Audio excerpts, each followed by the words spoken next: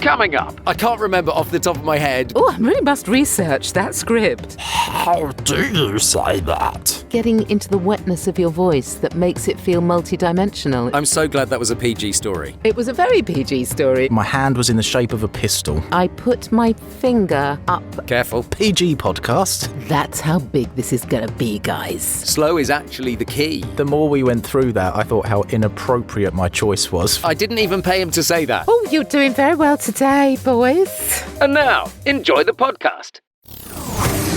How do you say that? How do you say that? How do you say that? How do you say that? Hello and welcome to How Do You Say That, sponsored by BritishVoiceover.co.uk. Here is Mark Rice, my co-host. Oh, that'll be me then. Hello. Yes, you over there, hi. And that's Sam Boffin over there, my co-host. Hello.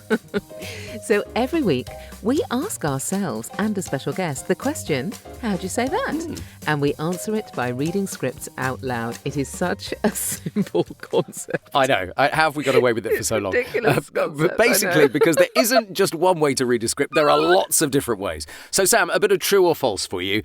I can't sleep if it's complete darkness. True or false? Wow. Okay. So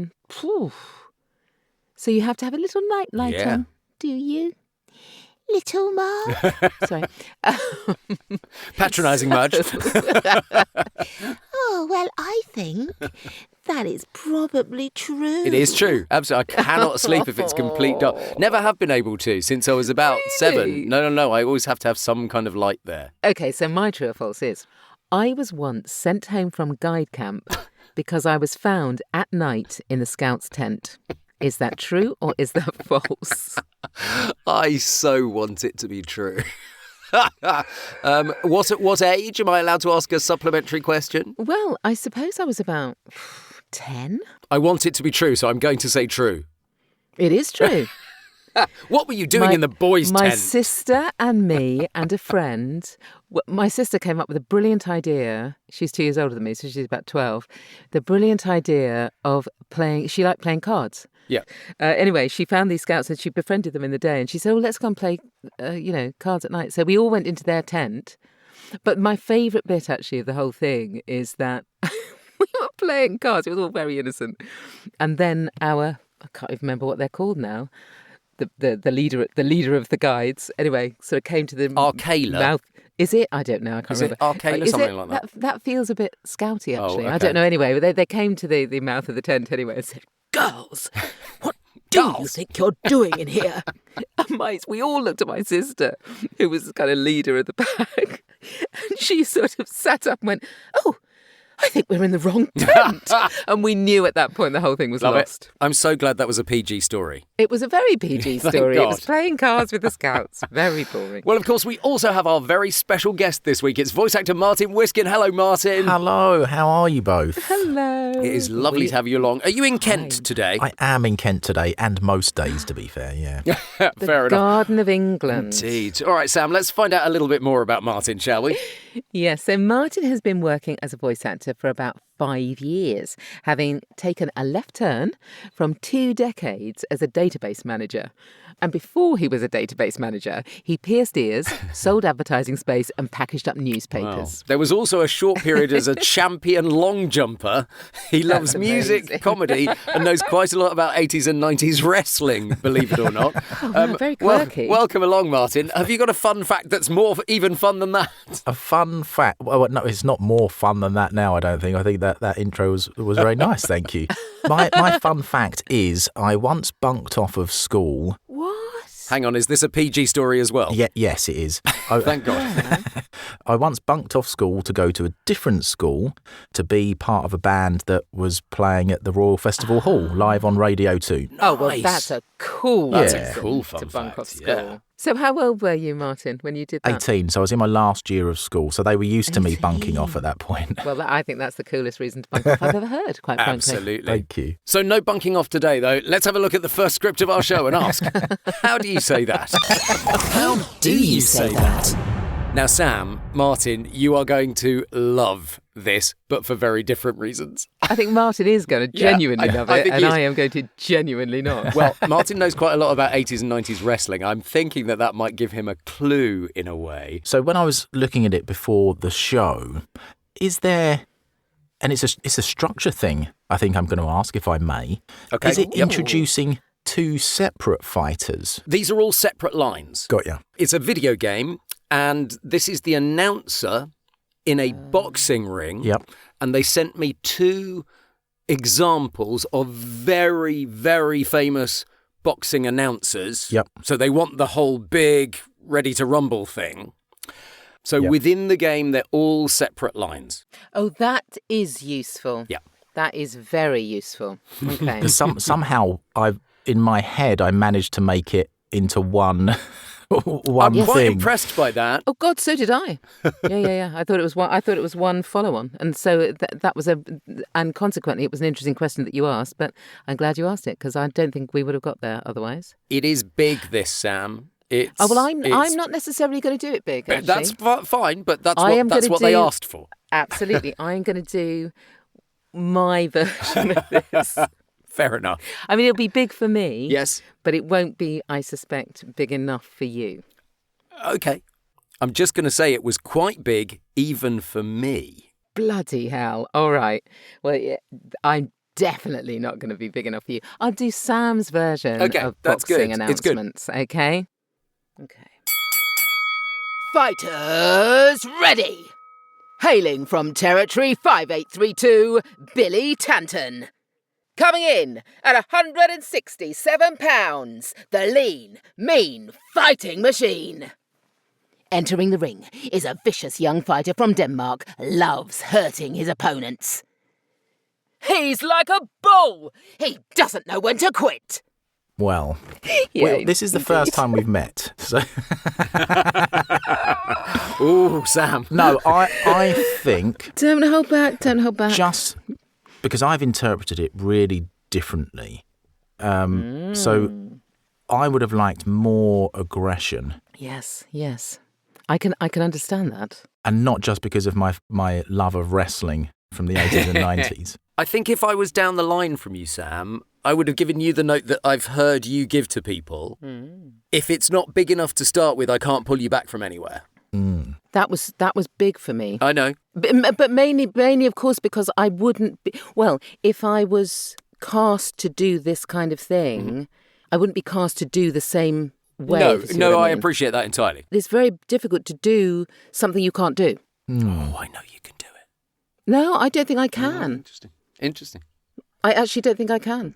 And it's okay to know that as well, isn't it? That Well, it is Yeah. absolutely knowing where Yeah. your line is and what you're good at and what you're not good at is absolutely right. I Yeah. absolutely cannot do everything by any stretch of the imagination. And you've never claimed that you can either. I've never claimed that. I think after 120 episodes, it's worthwhile reminding people we're not here as like claiming that we're expert in everything by a long God, piece of no. chalk. This is so far out of my comfort zone, so far out of my knowledge zone as well.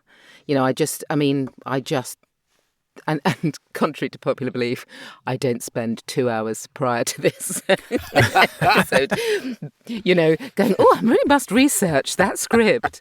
That's fair. Usually That's fair. I come to the script, fairly unprepared in many ways. Turning on a sixpence, though, I thought I understood the character. I knew exactly where you were. I knew what you were doing. I knew who you were introducing. So from that point of view, absolutely, 100%.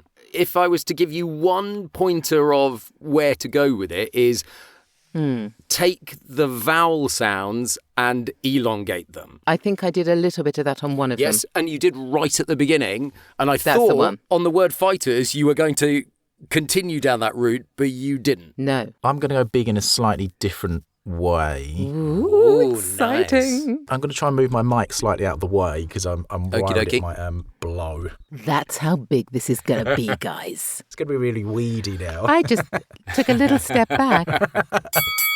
Fighters, ready!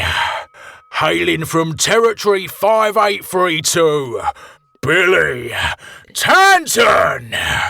Coming in at 167 pounds, the lean, mean fighting machine. And now, Entering the ring is a vicious young fighter from Denmark. Loves hurting his opponents. He's like a bull. He doesn't know when to quit. Lovely. Nice characterisation. Ooh, I mean, I didn't like mind the it. extemporising around it because actually I was thinking with my editor hat on, it would be easy to snip those out if the director in the end didn't want that. I thought nice characterisation, Sam. I love the lovely on the end. I enjoyed all that. Thank you. Yeah. But when you're recording for games, some directors don't mind that, and some absolutely go stick to the words. Stick to the words. So on the that page. I would probably put that last as a sort of as a bonus take. I love it. Here's a bonus word for you. On the one hand, I was thinking it's slower than I would have expected. But on the other hand, I would have imagined, I don't know this, but in the game itself, you'd probably be mic'd up to sound as though you were on a big, mic system with lots of crowd noise underneath it. Absolutely. So that slowness would translate really well to any extras that they were going to put on the sound, if you like. When you say slow is actually the key. But that's what I mean, is that it made me realise that you've got to go slow because then it will work in the context of the scene it's being played Exactly, in. because you're geeing the crowd up for these fighters to come in and beat the crap out of each other. Yeah, this is why it was just so my thing. It's just what I love to do. Shall I show you what I did? Fighters ready! Hailing from Territory 5832, Billy Tanton! Coming in at 167 pounds, the lean, mean fighting machine! Entering the ring is a vicious young fighter from Denmark, loves hurting his opponents. He's like a bull. He doesn't know when to quit. Do you know, that was so not what I was expecting you to do. That was loud, wasn't it? It was quite loud. Definitely loud. Loud I was expecting, actually. Loud, yeah. But I wasn't expecting for it to sound like you. Okay. Which is ridiculous, of course, because, of course, we always sound like ourselves. I did even give if we're them an American version of it, interestingly, but they Yeah. didn't go with the American version of it.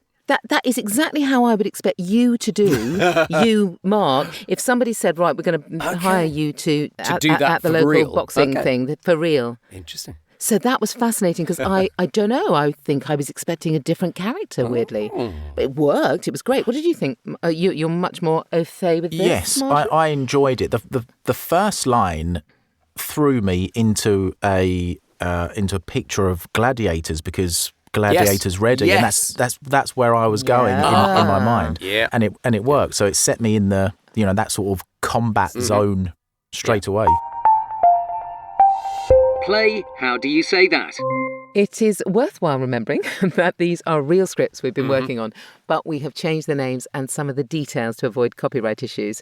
And while we're on the subject of scripts, you can find both the ones we're using today in the show notes of the episode. You can indeed. And so, Martin, tell us a bit about your script, would you? The client I've actually known through networking groups for, 3 or 4 years now. And he says, I don't want something that's just like every other telephone message. And I think that's the thing that good marketing people are beginning to realise now. Do something different and people will listen. They will respond. And I get quite a lot of different stuff in terms of telephone stuff. So this is fascinating, I think. Yeah, I've been banging that drum for a couple of years about do something different on your phone line, because if someone's ringing round in the evening trying to get hold of, anything, an emergency appointment somewhere, if you're the one that stands out for being slightly different, they'll remember you. A couple of days later, he sent through about 10 scripts that he'd written, all in different genres of film. So there was nice. Yeah, it was amazing. So Western, horror, sci-fi, all these different ones. Lovely. But this is the one that he went for in the end. Is this a robot or is it, a captain of a ship? This is the TV announcer. The idea is that this is a faux 1960s sci-fi television show, and it's just the intro. Interesting. Oh. Yeah, I would have gone so many different ways Yeah, with me this. too. You could do it so many different ways. So But that's okay. fascinating. Right. Did he suggest Good. American style And he said no, he wants it to be British because he's Okay. in this country. Because he's a British Yeah. company. Okay. Oh, interesting. That puts a... Ooh, I wonder where you're going to go with Yes. this then. That's very interesting. Right, okay. Okay, Matt. Try and... TV announcers, 60s... Like... Outsource Marketing is on a deep space mission. Your message is crucial. Leave coordinates and we'll warp back as soon as we enter range. The future awaits. Yes. Tough. Felt that deep in your Yeah, heart. it was well somewhere, but it was quite punchy, wasn't it? I thought there was a kind Yes. of like clipped almost, and I think that really worked. That sort of made me feel that it was Not so clipped that we were back in the 50s, yes. but I was trying to imagine the kind of sound effects that would have gone around that as well. I think if I clarify, then I think this was rather than the continuity announcer, it was the voiceover on the intro to the show. Okay. Yes, that makes more sense. Yes. More dramery. Well, as I say, I still don't know what's going to come out. Okay. Outsource Marketing is on a deep space mission. Your message is crucial. Leave coordinates and we'll warp back as soon as we re-enter range. The future awaits. Oh, nice. I liked that. I thought you actually hit a zone that was just right. I thought you were the voice inside a spaceship, like coming through the tannoy in the spaceship. Yeah, nice. Yes. That's Nice. exactly what I felt. Yes. I'm glad that came across Yeah. because that is what I did. And I put my finger up as if I was... Careful. Yeah, put my finger up. Oh, wow. PG podcast. Yeah, you're right. This could go into a lot. I'm I was so going to say this could go sorry. to a lot I'm of different so places, and then sorry. thought that's just as bad, actually. So yes, I put as if I was. Oh God, this. Held my hand in the air. The point is, I did something with my finger. Yes, and- okay. yes, in a 1960s way. You did something with your finger in a 1960s way. Okay, blimey, it gets worse. Let's draw a line under this Draw a little line. moment. Yes, let's get Martin to, Let's to get show us what he Martin actually to- did. I'm not sure I can. Do you do anything with your finger, Martin? Well, the less said about that, the better, I think. Outsource Marketing is on a deep space mission. Your message is crucial. Leave coordinates and we'll warp back as soon as we re-enter range. The future awaits. Yeah. I Yes, liked I that a did. lot. Thank you. Did you process that voice in any way? Presumably you were producing it as well. Did you process it so that it sounded like it was coming from spaceship or whatever? I think we had a tiny bit of reverb on it, but when we put it onto his phone system, it kind of got lost. Yes. Which is a shame. But it's nice if it's there. yeah, If you're going to get somebody to record something, let's make it, fun and on brand and make it work for your 100%. company. yeah. It's a very cool little IVR script, but also that was so fun to do. Thank you. Yeah. It was a nice Well, one. if you think that was fun, Sam, it's yes. now time for the I know wild what you're going card. to say, Mark. I know what you're going to say. Martin, could I've you been here pick before? one of the scripts for Sam or for me and give us a new direction, a new character, a new motivation? Well, yeah, and because of what we've been talking about, can I pick one for both of you? Yes, I'll do it. Do it. All right, yes, you can. Sam's in charge. So the wild card that I had initially was audiobooks romance. First script, audiobooks romance for Sam, I think. Yeah. Oh, yes. Okay. And then for Mark, just because I want to hear it now, is Formula One on the second script. That's cool. That's cool. So you're going to do romance fiction. Romance. Yeah, okay. Oof. Okay. Let's see. Fighters ready, hailing from territory 5832. Billy Tanton. Coming in at £167, the lean, mean fighting machine. Entering the ring is a vicious young fighter from Denmark. Loves hurting his opponents. He's like a bull. He doesn't know when to quit. I'd listen to that book. I really would listen to that. The more book. we went through that, I thought how inappropriate my choice was. For Although that script was separate lines originally, it works as a piece of prose together, in fact. Yeah. Once you're given something very specific like that and a script that actually doesn't, well, obviously wasn't written in that way, I find it fascinating. It really breathes new life into a script, actually. It really does. That was quite fun to do. I don't know if it was particularly romance fiction, but I liked it. It was prose anyway. But So, Sam, before I do Martin's other suggestion, let's get Martin to do his, shall we? hang on. Oh, yes, Oh, yeah, you don't get away with it that easily, Martin. Absolutely right. So, Sam, I'm sure you've got something good up your sleeve. yes, I hope so. I wanted you to be a highwayman at a hold-up. Ooh. But I think script 1 would be too easy. Too easy. So I'm going to ask you to be a highwayman at a hold-up for script 2. Wow. Your inner Dick Turpin working. A highwayman. My first thought for this, I saw Tombstone the other day. My voice in my head immediately went to Doc Holliday. And he's kind of a highwayman, isn't he? He's a bit of a cowboy. Kinda. Bit of a Maybe. highwayman. So yeah, maybe I'll try it like that. And I don't have a great American accent, so this could just be ridiculous. But It's the joy of the wild This is card, the don't fun. worry. This is the fun of the absolutely. wild card. right. Outsource Marketing is on a deep space mission. Your message is crucial. Leave coordinates and we'll walk back as soon as we re-enter range. The future awaits. Ooh. Not what I was expecting. I utterly love Yes. that. I can see why you became a voice actor 5 years ago. Thank you.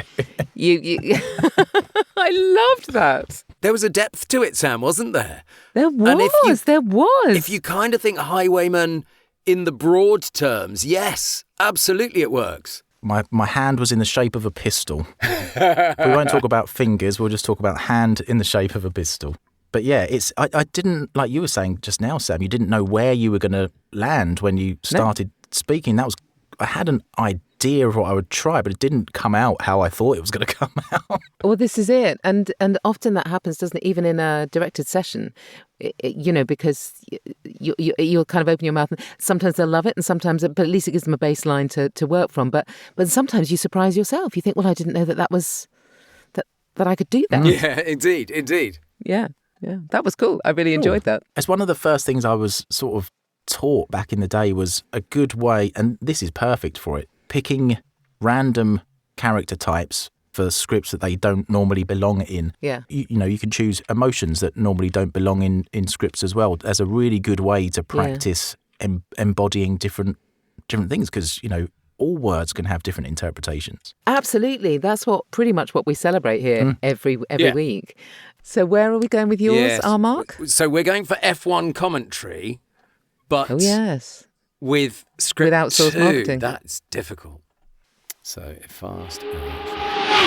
Down on the outside straight, Outsource Marketing is on a deep space mission. Your message is crucial. Leave coordinates and we'll be back soon as we re-enter range. The future awaits. So That was good. excellent.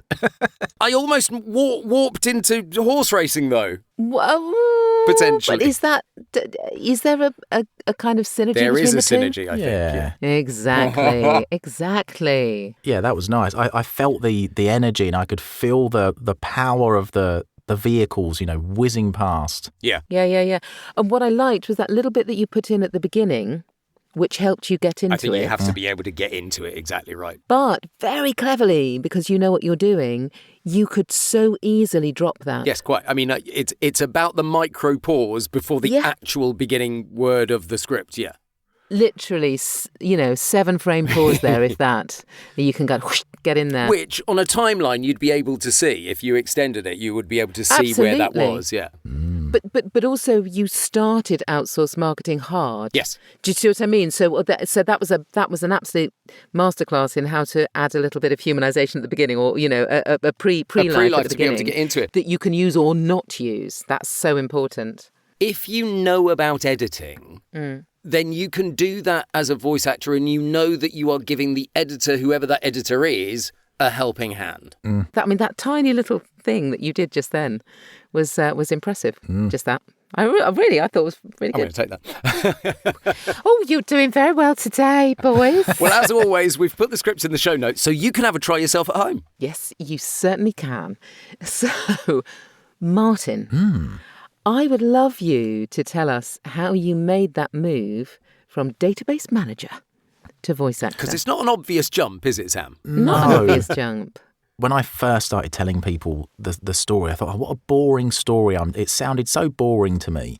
But the more voiceover or voice actors and voiceover artists that I speak to, there seemingly is this whole band of people who came to VO perhaps later than a lot of people. And I was coming up to 40 and got made redundant from my 20-year journey through databases. And I thought, I'm never going to be able to try anything different again.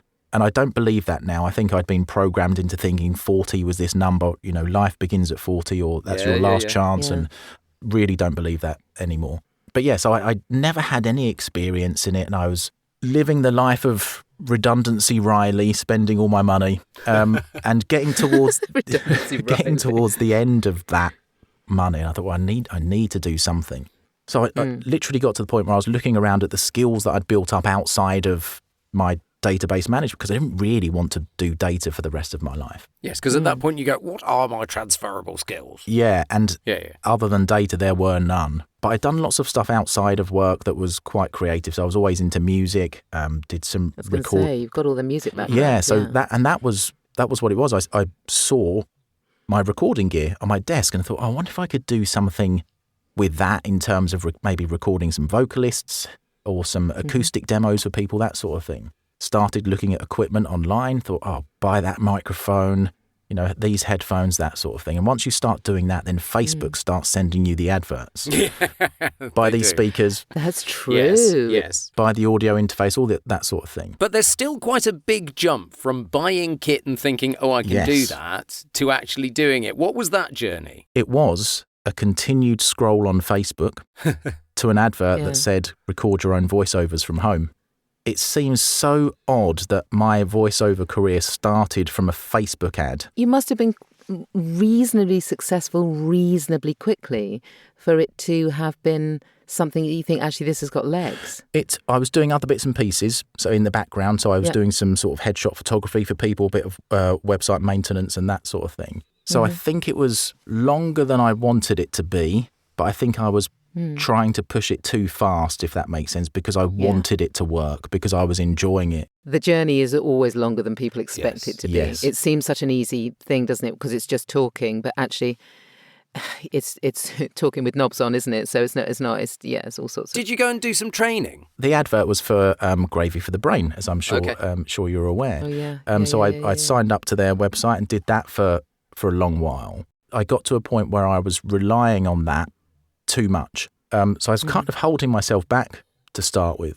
And it wasn't until I started one-to-one training with a coach that's really when my career started to sort of move faster. One-to-one training is absolutely fantastic if you kind of know where you want to go, The basics. know what skills you want to brush up on. You've got to have a certain amount of knowledge, and then I think it really works well. So that kind of combination. So that's a kind of classic walkthrough, isn't it, Martin? Yeah. I'm going to learn the basics here, and then I know kind of where I want to springboard off to, and that's when the one-to-one training is useful. Yeah, absolutely. And that's such a common thing you hear when you talk to other VOs as well. Training goes on for longer than you expect. I think that's really...